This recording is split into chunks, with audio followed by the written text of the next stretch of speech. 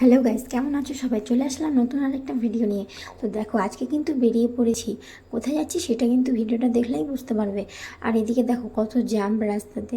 আমাদের আসতে কিন্তু অনেক টাইম লেগে গেছিলো। তারপর কিন্তু আমরা পৌঁছে গেলাম বিরিয়ানি জোন।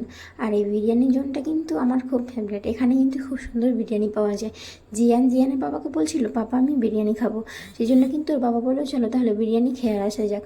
আর আমি কিন্তু এখানে দেখো স্যালাড খেতে শুরু করে দিয়েছি। আমাকে কিন্তু স্যালাড খেতে খুব ভালো লাগে। তারপর কিন্তু চলে আসলো চিকেন টিক্কা। আর জিয়ানের মুখটা দেখছো, জিয়ান কিন্তু খুব অস্থির হয়ে আছে কখন আমি খাবো।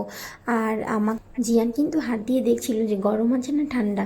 আর আমাদের যে সার্ভ করছিল এই ছেলেটার বাড়ি কিন্তু কলকাতা। তাই জন্য খুব ভালো লাগলো, ও কিন্তু আমাদের সঙ্গে ভালো ব্যবহার করেছে। তারপর দেখো জিয়ানের বাবা কিন্তু আমাকে চাটনি দিয়ে দিল, বললো যে চাটনিটা দিয়ে খাও। আমি কিন্তু চিকেন টিক্কা অনেকবার খেয়েছি, সেই জন্য আমাকে ভালো লাগে না খেতে। তবু আজকে নিয়ে নিলাম, যেহেতু বর বলেছে তাই। তারপর কিন্তু আমি বিরিয়ানি খাওয়া স্টার্ট করে দিলাম। আর এইদিকে দেখো আরেক প্লেট বিরিয়ানি। আর এই যে চাটনি, হাবিজাবি চাটনি, এগুলো আমরা খাই না, এগুলো কানাডারা খায়। আর দেখো এটা কিন্তু চিকেন পিস। আর এই যে আমি কিন্তু এখন খাওয়া স্টার্ট করে দিয়েছি। আর কী যেন একটা কথা মনে পড়ে গেছিলো, সেই জন্য কিন্তু এত হাসাহাসি করছিলাম খাওয়ার সময়।